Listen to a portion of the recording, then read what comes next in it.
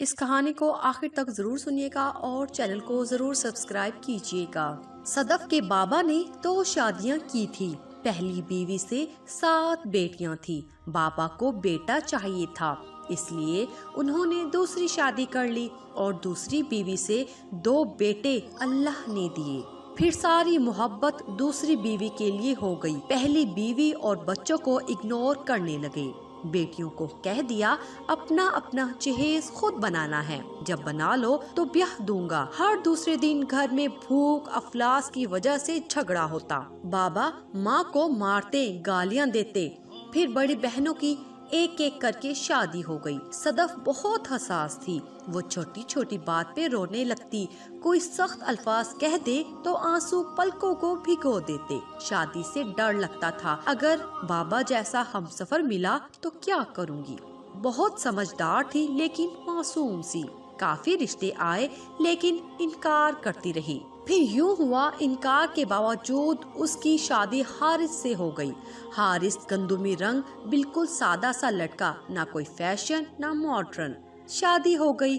صدف ڈر رہی تھی، نہ جانے کیسا انسان ہوگا۔ حارث نے گھڑی کی جانب دیکھا، 12 بج گئے۔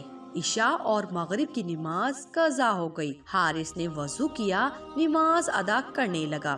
صدف دیکھ رہی تھی، نماز پڑھتے ہوئے کتنا پیارا لگتا ہے، ماشاءاللہ۔ نماز پڑھنے کے بعد پاس آیا، صدف یہ گھر آپ کا ہے، آپ اس گھر کی اور میری ذمہ داری ہے۔ میں نہ تو یہ کہوں گا میری عزت کا خیال رکھنا اور نہ کوئی نصیحت کروں گا، میں بس اتنا کہوں گا، جس عورت نے گناہ کرنا ہوتا ہے وہ باحجاب با پردہ ہو کر لاکھوں پابندیوں کے باوجود بھی گناہ کر گزرتی ہے، اور جس عورت نے عزت کا پاس رکھنا ہوتا ہے وہ سرے بازار بھی ہو تو وہ خود کو گناہ سے پاک رکھتی ہے۔ عورت کبھی پابندیوں کی غلام نہیں ہوتی۔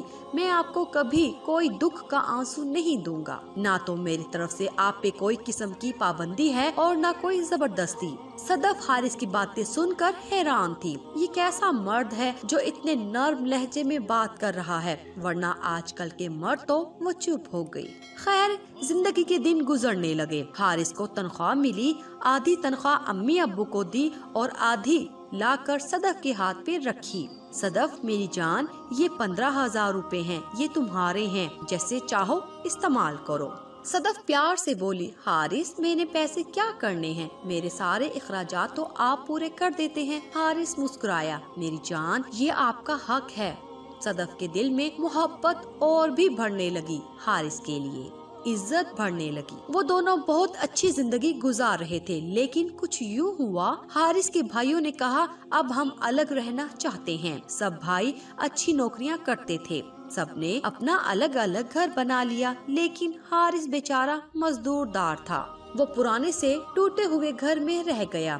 حارث بہت پریشان تھا، آہستہ سے بولا، امی کی وفات کے بعد بھائی رنگ بدل گئے ہیں، وہ جانتے بھی تھے میں مالی طور پہ بہت کمزور ہوں، لیکن میری پرواہ نہیں کی۔ صدف پاس بیٹھی تھی، ماتھے پہ بوسہ کیا، حارث آپ خود کو تنہا نہ سمجھے میری جان، صدف آپ کے پاس آپ کے ساتھ ہے نا، ہم کو کیا پرواہ کسی کی، اللہ نے چاہا تو ہم بھی اپنا گھر پکا بنا لیں گے، بھلا اداس کیوں ہونا، دیکھے تو ذرا اپنا چہرہ کیا حالت بنائی ہوئی ہے، چلے آج میں آپ کی شیپ کرتی ہوں۔ وہ دونوں ہنسنے لگے۔ پھر کچن میں گئی، حارث کی پسندیدہ بھنڈی پکائی، اپنے ہاتھ سے کھلانے لگی۔ حارث اداسی میں بولا، صدف مجھے معاف کر دینا، میں آپ کو سب خوشیاں نہیں دے سکا۔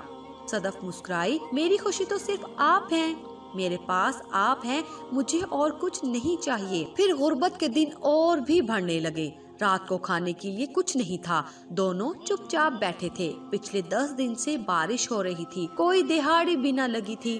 صدف ماں بننے والی تھی، صبح سے بھوکی تھی، بل کی ادائیگی نہ کرنے پہ بجلی بھی بند تھی۔ حارث پاس آیا، صدف میرا دل کرتا ہے میں خودکشی کر لوں، بہت تنگ آ گیا ہوں اس زندگی سے، آپ کو ایک وقت کی روٹی بھی نہیں کھلا سکتا، صبح کا کچھ نہیں کھایا تم نے، تمہاری حالت خراب ہو جائے گی ایسے۔ صدف مسکرائی، تو کیا ہوا میری جان، نہیں کھایا تو یوں سمجھ لے روزہ رکھا ہوا ہے۔ وہ بات کرتے ہوئے رونے لگی۔ حارث نے سینے سے لگا لیا، آئی ایم سوری میری جان، مجھے معاف کر دینا۔ صدف آہستہ سے بولی، آئی لو یو میرے حارث، परेशान ना हो आप, ये वक्त गुजर ही जाएगा, अल्लाह करम करेगा। दूसरे दिन हारिस दरवाजे पे खड़ा था। भाई की बेटी नजर आई, उसे कहने लगा, बेटी बात सुन। भतीजी पास आई, जी चाचू। हारिस आहिस्ता से बोला, तुमने क्या पकाया है आज? भतीजी बोली, चाचू हमने तो बिरयानी पकाई है। हारिस बोला, जा चोरी से एक प्लेट ला दो मुझे, किसी को बताना नहीं। भतीजी घर गई, अपनी माँ से कहने लगी, चाचू कह रहे हैं एक प्लेट बिरयानी दे दो। माँ ने डांटा, तू उस फकीर के पास गई क्यों थी? दफा कर उसे, हमने कोई लंगर खाना नहीं खोल रखा। वो इंतजार करता रहा लेकिन भतीजी ना आई। दूसरा दिन था, वो बहुत भूखे थे, बारिश अभी भी हो रही थी। हारिस ने अपना मोबाइल बेच दिया, फिर कुछ खाना खरीदा, घर आया। खुद अपने लिए खाना नहीं खरीदा, घर आया मुस्कुराते हुए बोला, सदफ देखो क्या लाया हूँ, तुम्हारा फेवरेट पिज्जा। सदफ चौंक गई, हारिस पैसे कहाँ से लिए आपने? हारिस मुस्कुराते हुए, अरे जान सब बातें बाद में करेंगे, पहले खा लो ना। सदफ पास बैठी प्यार से बोली, हारिस ये पैसे कहाँ से लिए आपने? हारिस फिर मुस्कुराया, कर लो बात, मोबाइल खराब था, मैंने सोचा नया ले लूंगा, पुराना आवाज भी ठीक से नहीं आती थी, उसमें वो बेच दिया। सदफ ने हारिस का हाथ चूम लिया, हारिस क्या जरूरत थी, आप भी ना अपने हाथ से खाना खिलाया। सदफ सोचने लगी, अम्मी को बताऊंगी अपने हालात तो परेशान हो जाएंगी, पहले ही बाबा हमको मुंह नहीं लगाते। सदफ हारिस से कहने लगी, हारिस मेरी जान एक बात पूछूं आपसे? हारिस ने हाँ में सर हिलाया, जान क्या मोहल्ले के बच्चों को ट्यूशन पढ़ा लिया करूं, साथ में कपड़े भी सिलाई करना शुरू कर दूं? हारिस आहिस्ता से बोला, सदफ पहले ही आपकी सेहत ठीक नहीं है, खुद को क्यों थकाओगी? लेकिन सदफ ने बच्चों को ट्यूशन पढ़ाना शुरू कर दिया। हारिस भी काम पे जाने लगा। अल्लाह ने इनको बेटा अता किया। सदफ पढ़ी लिखी थी, बच्चों को बहुत प्यार से पढ़ाती थी। सब लोग अपने बच्चों को सदफ के पास भेजते। अल्लाह ने करम किया, 2 वक्त की रोटी सदफ कमाने लगी। जो पैसे हारिस कमाता वो बचा लेती। दोनों ने बहुत मेहनत की। सदफ कदम के साथ कदम मिलाकर चलती रही। फिर अल्लाह पाक का करम हुआ, उन्होंने घर बना लिया। सदफ ने एक छोटी सी एकेडमी बना ली। देखते देखते जिंदगी खुशगवार हो गई। सदफ एकेडमी में बच्चों को पढ़ा रही थी। हारिस ने किचन में खड़े होकर फोन किया, सदफ मैंने दाल चावल बना दिए हैं, अब बर्तन तुमने धोने हैं, अब मैं बाजार जाऊं थोड़ी देर के लिए दोस्तों के पास? सदफ आहिस्ता से बोली, हारिस घर में आपको सुकून नहीं है क्या? जाएं 1 घंटे में वापस आ जाना। असल में दोनों ने एक दूसरे से वफा निभाई थी, हर हाल में साथ रहेंगे, एक दूसरे की इज्जत की